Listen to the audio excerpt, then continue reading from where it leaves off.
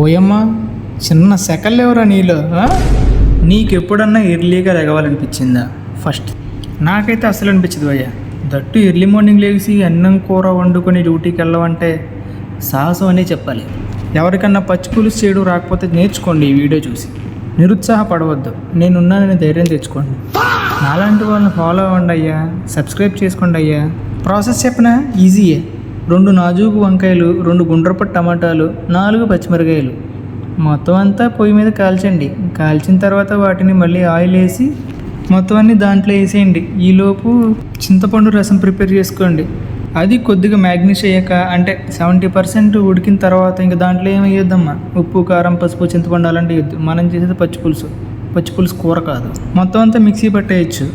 Mixie పట్టిన తర్వాత ఆ వచ్చిన పేస్ట్ని ఒక బౌల్లో వేసుకొని ఆ చింతపండు రసం అందులో వేసి మిక్స్ చేసేసి పులుపు చూసి వాటర్ పోసుకోండి. అంతే, అయిపోద్ది.